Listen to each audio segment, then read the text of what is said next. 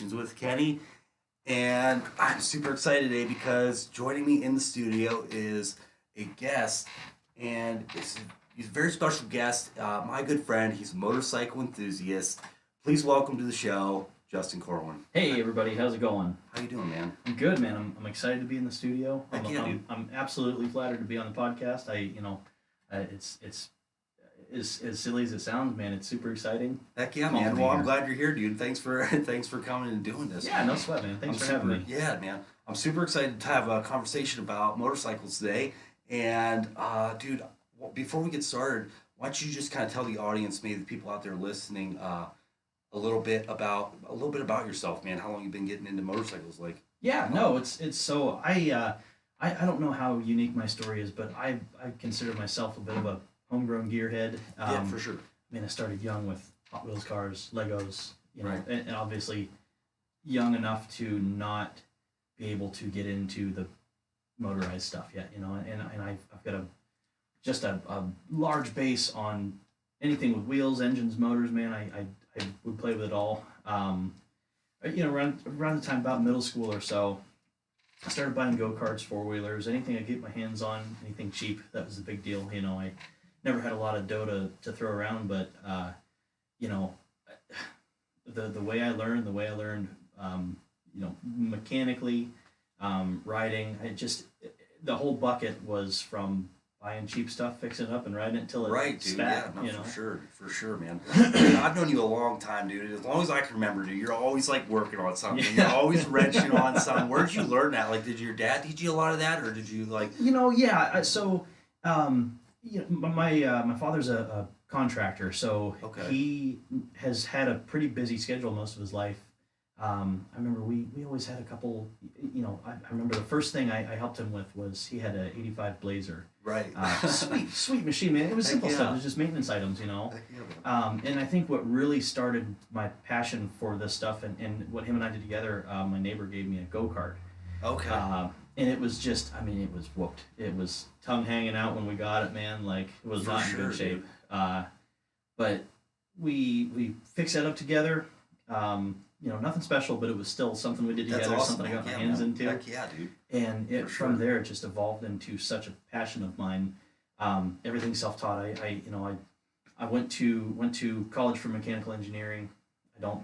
Oh, no kidding. I didn't know anything. that, dude. Yep. No, nice. I Dude. graduated Penn State Bear in 14, Dude, that's awesome. I think. Dude, that's freaking awesome. Yeah, I didn't man. know. That's cool. So I don't attribute any of that to it though, because Right. that's a totally different animal than Right, anything for else. sure. But man, a lot of it is it's hard to explain. Like what's trained me has been a duality of the joy of wrenching and being on something, Right. being successful with something, and also the pain associated with watching something catch on fire in the No yard doubt. and not doing anything about it. No doubt. But again, like I said, it's just it has evolved from there. Right. So what did you get like from the go-kart? Did you go to like a dirt bike, or did you? No, that's a Like- great question. Actually, this sounds rednecky. Again, It's northwestern okay, dude. Pennsylvania. It's all good, man. It's all good. That's what we're all I about, actually man. had a series of old lawnmowers after that. Okay. And as far as that goes, just switching pulleys out and basic mechanics. Just Right, man. For sure. and not even basic like maintenance mechanics at that point in time. It's like, what can I do to make this thing go faster? How For can sure, I, dude. Where can I tie For this sure. little string to tie this governor off and blow this thing up 100 feet down the road? Dude, for sure, Um, man. That's awesome. I remember being as a kid. I remember out at my father's, and there was a neighbor that had a modified tractor, dude, and that thing would go flying by the house, dude, literally 60 mile an hour. That's I hilarious. was just a kid, too. I was like, man, that thing's freaking awesome. That rips. I need one of those. Dude, for sure, man, for sure. And that's, so again, just to touch base on the question, I attribute where I'm at now between my experience with what I've done in the past, with how I've treated my own equipment, with what I've had to do to get moving on something. And I've always had this need for speed, man. And I know you're in the same boat. I've ridden with for you sure, several dude. times. For And sure, you man. know, Absolutely, dude. But between those two things, it's something that I've been able to use as a tool to find myself and what I like. So Right. yeah. Dude, that's awesome. That is awesome. And I'll tell you what, man. I remember the first time I got on a bike, dude. and my dad got me this old, I think it was like a 1982. It was a Honda Custom 250. Man. I Yes. was like 14 years old, bro. Yep. Okay. And I was just cruising down the back roads out in BFE, man, just sitting there, just wide open throttle. My mom's gonna love hearing this, but I was just like wide open throttle, man. It was awesome. Do you remember like your first experience like on a bike, like on a motorcycle? What it was like? There's a couple steps to that answer. Again, it's always it seems throughout the years it's just been bigger, badder machines. Right. And I remember the first taste I got of it was it started life as a 1982 GS 550E. It was a 4-cylinder, Oh man. chain drive, and I bought it as kind of a basket case project. Yeah. But somebody had started to, and they did really the hard work for me. They had put a 3-wheeler front end and rear end on it. So Okay. they just swapped the swing arms out, the sprocket lined up, the front end pretty much bolted right in. They may have changed the brake angle a little bit on it, but I bought that thing, fixed it up. I was super pumped about it because that was my first 4-cylinder, Heck yeah, man. and that thing would shred. It was nonsense.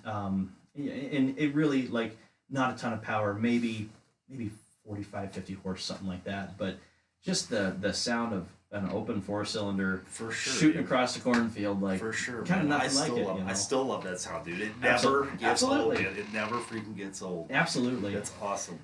My first, to evolve further with that question, my first experience with a full-fledged big motorcycle. I mean, I always played with dirt bikes like an XL 250. Right.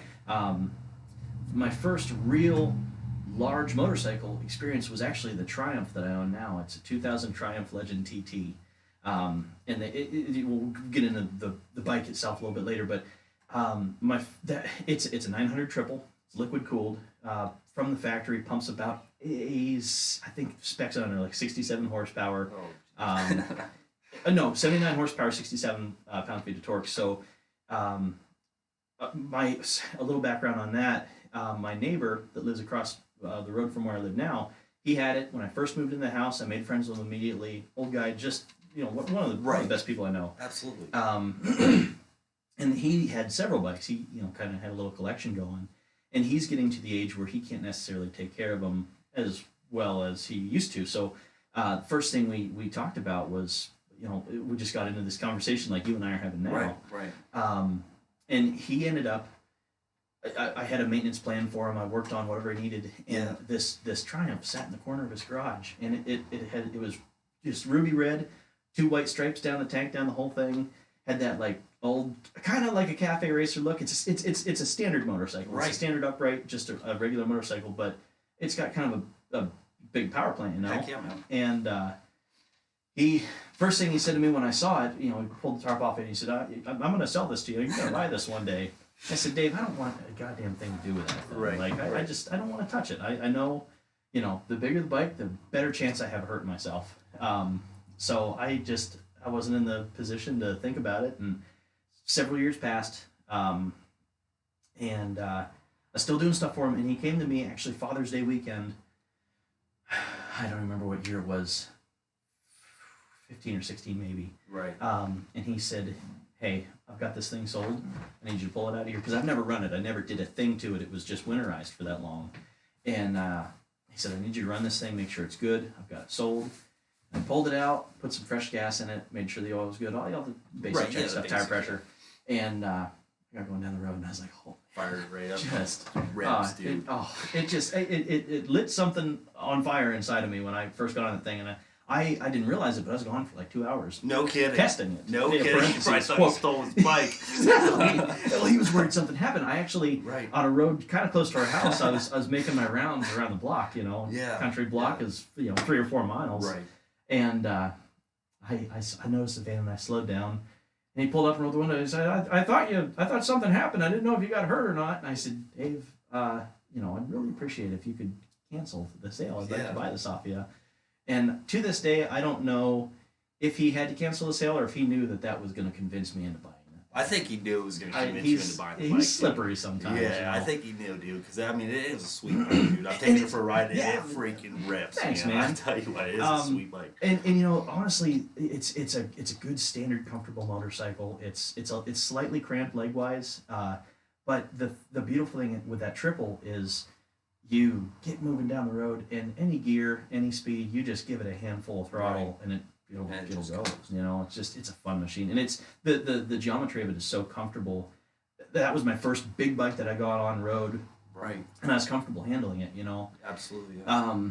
And then that was the cannonball into the motorcycle world. That was it.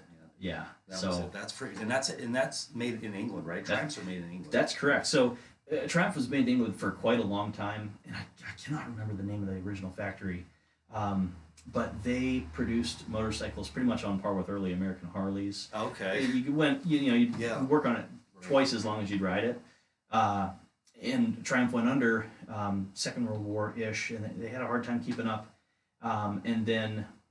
And I wish I would have done a little bit of research on this. From what I remember factually, there was a developer that bought a plot of land in England, in Hinckley, I believe. Okay. And then he also had purchased the right to the Triumph name, established this new plant, and then the Hinckley Triumphs. And I don't know the year that they transitioned to Taiwan made, but late 90s, early 2000s, they were made in Hinckley in England. Okay. And the cool thing that they did, and the real money maker of their bikes was it was a modular design.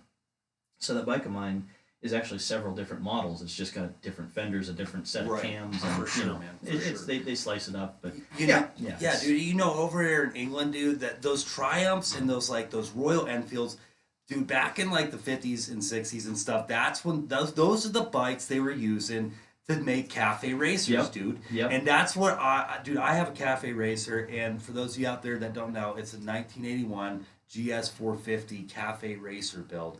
And dude, there's just something about the cafe racer bike that I love personally. You know what I mean? Absolutely. And you know, riding with you, that thing fits you so well. It's a bad machine. It's quick. Dude, it's a lot of people. You'll show up somewhere, and they're like, "Oh man, we got this guy in this." It's a 450, correct? It's a 450, correct? You know, and it's never about size.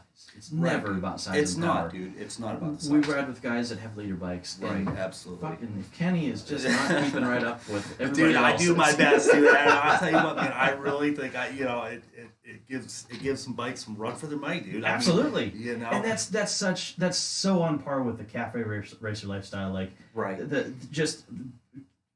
the style, the attitude that it brings, the energy it brings into the picture. Man. Man, that's you. You know that. Thank you, and man. Awesome. Thank you. And those cafe racers, really, those cafe racers, like back in the 50s and 60s, that was like the entertainment, man. Like it was all about stripping down the metal and getting those things like bare bone to go as fast as you go. Because if you go 100 miles an hour back in the 50s and 60s, dude, you were the cat's pajamas, for sure. So that's why they're called cafe racers, because they race from like cafe to cafe. You know, they want to try to get to the next cafe and back. Absolutely. Before the song's done on the jukebox. Right. You know, that's bad. I know, man. Yeah, but yeah, dude, the cafe racer for sure. So one thing I really want to get into, man, is I want to know for some listeners out there, maybe what are some of the basics of motorcycling, and for maybe someone out there thinking of getting into motorcycling, like where's the best place to start? Man, so that's a great question. I think with anything, that's the question to ask. And in my opinion, there's two things that I want to cover with this. There's two ways I want to answer this question. Absolutely. Motorcycling and the entire motorcycling world is essentially, it boils down to it being a tool. You know, it's either on one side of things, it's a tool to, if you have enough experience, if you have enough passion for it, you you get into the world of purchasing, selling, making money from it, gaining experience from it.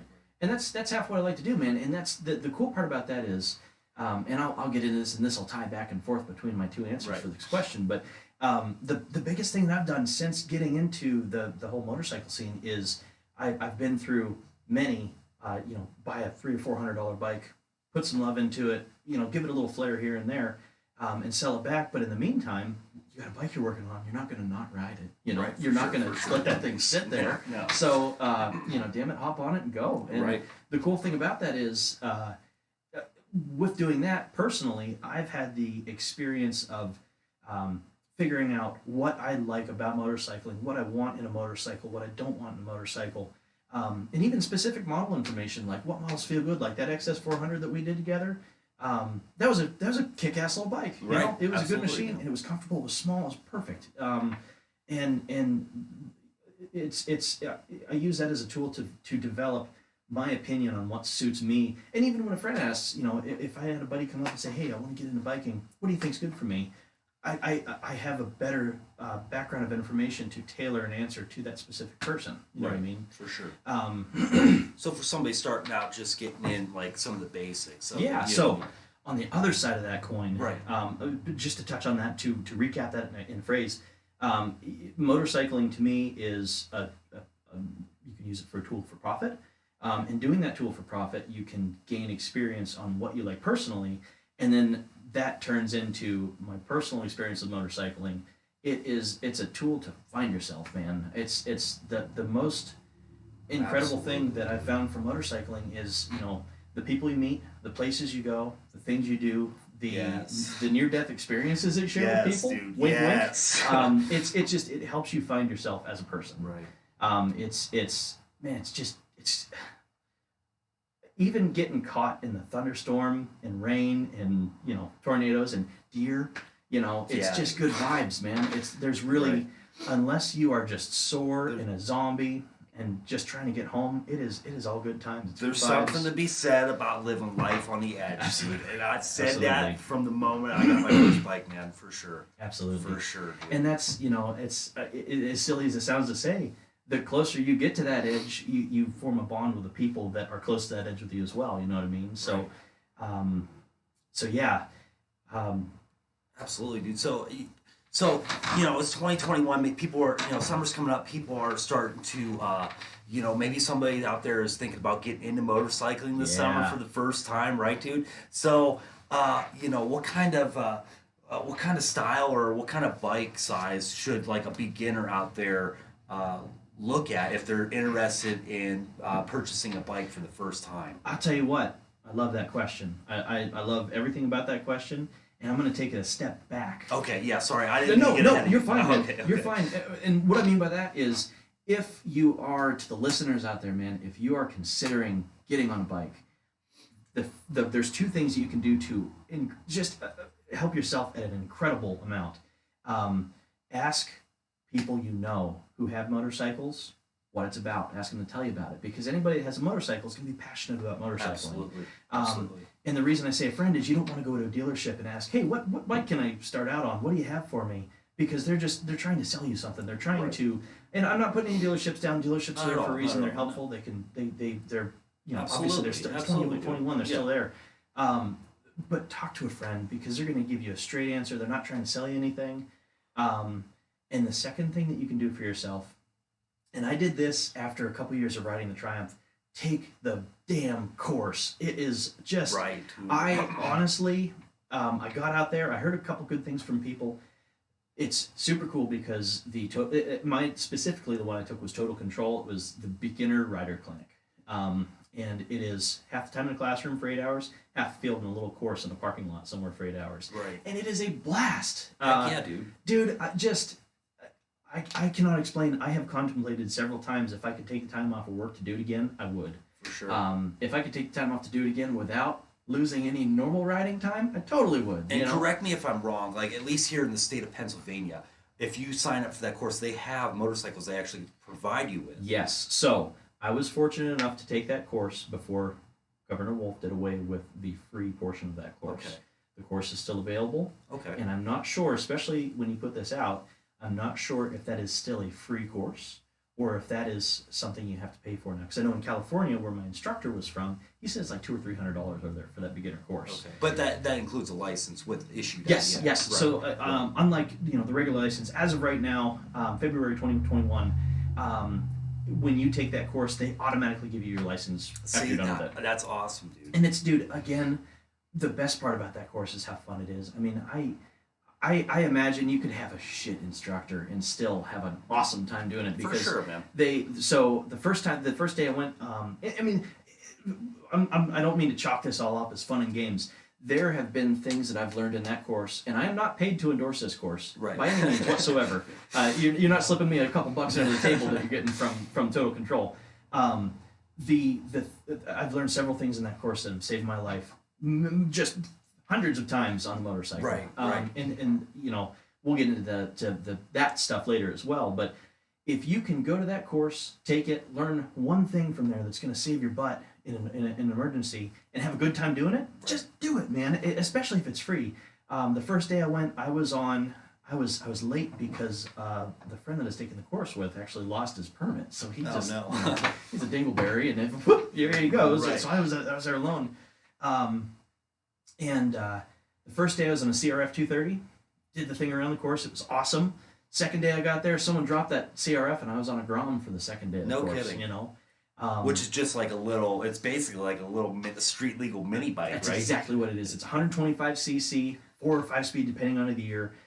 Most of them are fuel injected. It's a cool 14-inch wheels on this thing. It is literally. Aren't they only like $5,000 or something like that, brand new? Aren't they like dirt cheap not too? Expensive. Like, for a brand new one. I mean, they're neat looking, man. They're neat looking. Last summer I saw like a gang of like guys on little Groms like cruising down the street. I was like, that's the coolest thing ever, man. Every part of this is going to touch back on what I said at the beginning of this. Right. You use it as a tool to find yourself, Absolutely. man. And you get that little Grom. You get 3 buddies with other little Groms. You guys got a gang. You're scooting around. It's bad. You know, it's awesome. And same even, you know, there's a lot of different opinions everywhere you look. Politics, motorcycles, anything. Right. And there's motorcyclists out there that say, you know, scooters aren't real bikes, and then there's other guys out there like, you're on 2 wheels. You're doing the same thing. Yep. Exactly. Who cares? Exactly. You know, and it fits such a group of people because a standard motorcycle, you've got a hand actuated clutch, 4 or 5 gears, maybe 6. Right. A lot more power. If you're trying to get into it and you have no idea how anything works, if you've never driven a 4-wheeler with a clutch, if you've never driven anything with a semi-auto transmission, start on a scooter. You twist the throttle, pull the brakes. Start on what you're comfortable with. Exactly. You know, and we all come together, it seems like, on the bike.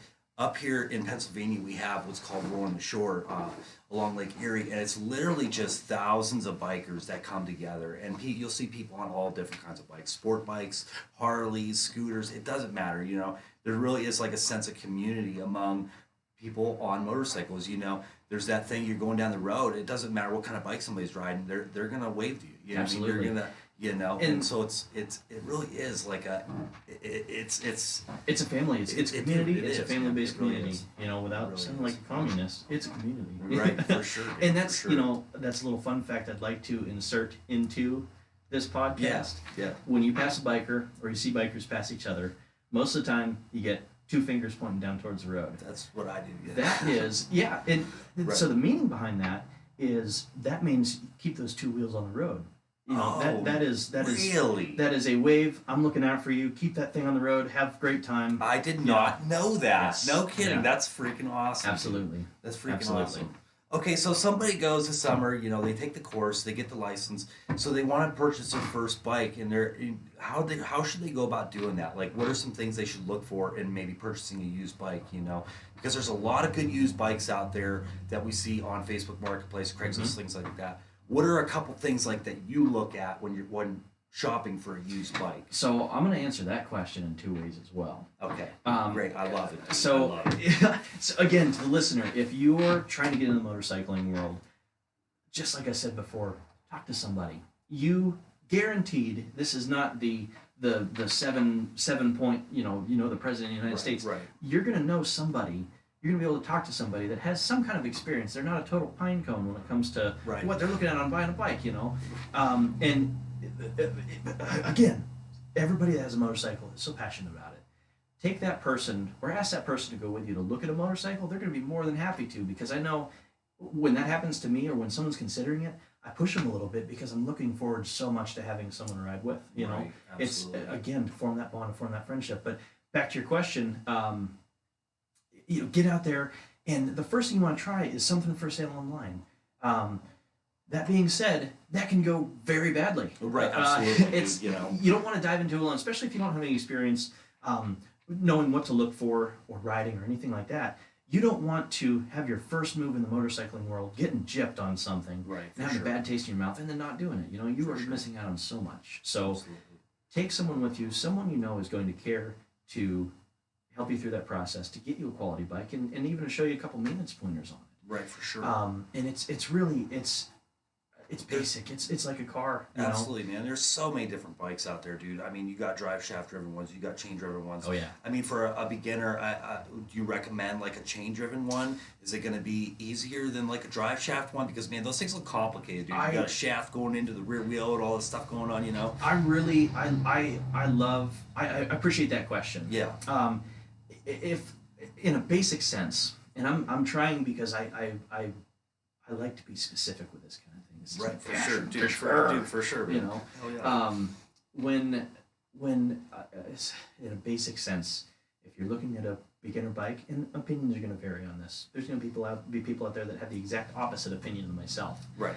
If you're looking for a bike, look for shaft drive, look for something smaller, you know, and look for something that has a lot of good parts in place already. You want to check dry rot on the tires. You want to check tread depth. For sure. You want to check your brake pads. You know, basic stuff like that. You want to check the oil. You want to see if it has a sight glass. If you can see any shit floating around in there, that's Right. a bad sign. You know, and the reason I say shaft drive is it's not my personal favorite, but shaft drive carries such a length of service compared to chain drive. Even if it's a super expensive like a DID O-ring or X-ring chain, chains still have maintenance. You gotta clean it. It gets dirty. It flings shit everywhere. Especially if you're maintaining it properly. That's man. So one of my bikes is a ZRX 1200 2002. Awesome bike. Great machine. But my gripe with that He's thing being is... modest. I'm telling you guys, this bike is so sexy.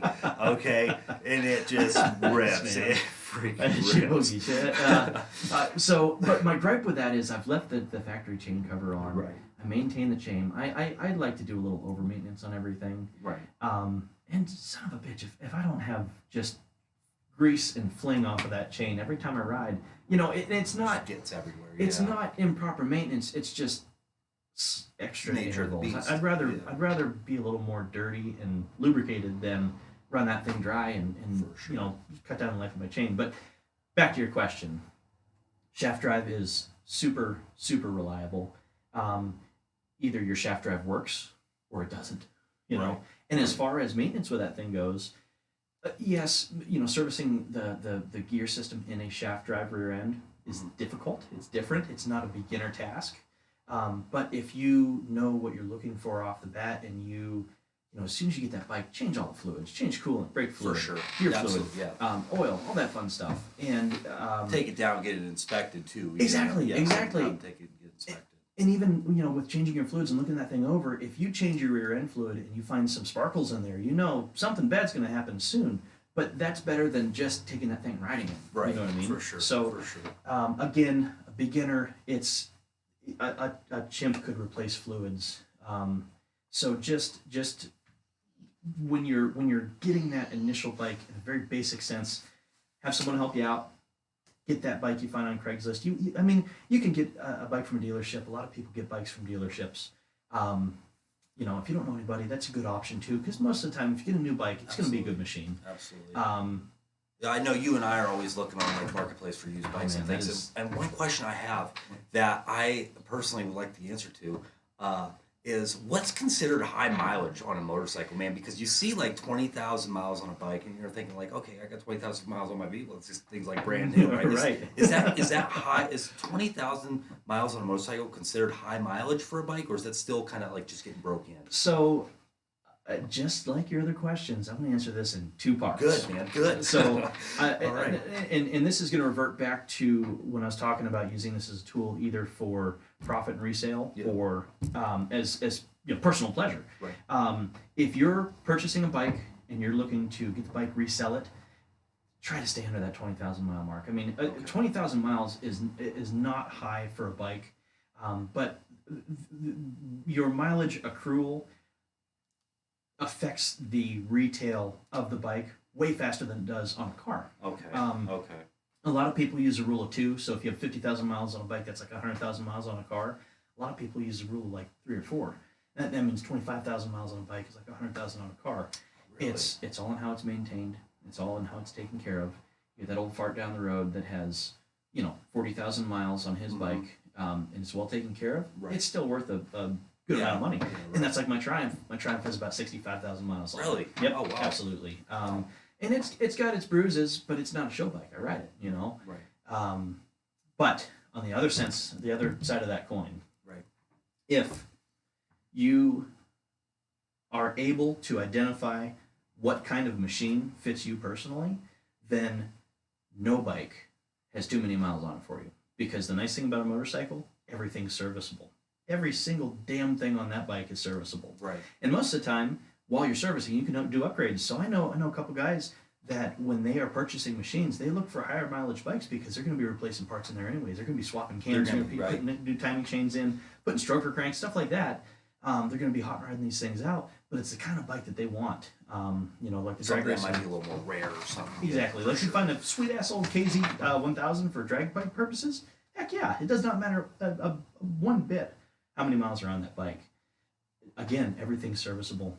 Even if it doesn't run, if it's got low compression, if it smokes, if it burns oil, like Right. not a concern, man. Not a concern, for sure. It's all in how you wanna do it. For sure, man. And my buddy sent me this bike. I didn't see it until after it was sold, but dude, he sent me one the other day. It was a Harley Buell. It was like $1,200. Dude. Yes. So there's a lot of strange history between Eric Buell and Harley Davidson. I don't even know who Eric Buell is. Oh, dude. So just a short recap on this because I'm sure my facts are probably not entirely correct. But Eric Buell, I believe he raced Harleys in the 80s. He went off to make his own company. Eric, and I don't remember what it was called back then, but Harley purchased his company shortly after he made it. And he made essentially sport bikes with souped up Harley engines on them. Right. It was called Buell for a while. Harley and Buell split, and then he went off to produce EVR that was out of existence until early this year. Huh. One of the best, meanest bikes out there, and I believe it's the 1190 CR that Buell makes. That's one of my bucket bikes for sure. Heck yeah, man. And I'm not into the crazy sports stance where you're hunched over. Like, I got bad posture. I'm kind of a bigger guy. I don't need to be hugging a tank. But yeah, it's one of those things. Bucket bike for sure. For sure, dude. You get that sound of a Harley, but you're cranking at least 130 horses out of it. For sure, man. So. Absolutely. Real quick, I know we don't have a whole lot of time. Sure. Man. But I got one last question for you, man. What's it like to do a wheelie? Oh. Off the road, of course. Man. Oh yeah. always obey traffic laws. No wheelies. Wear your seatbelt.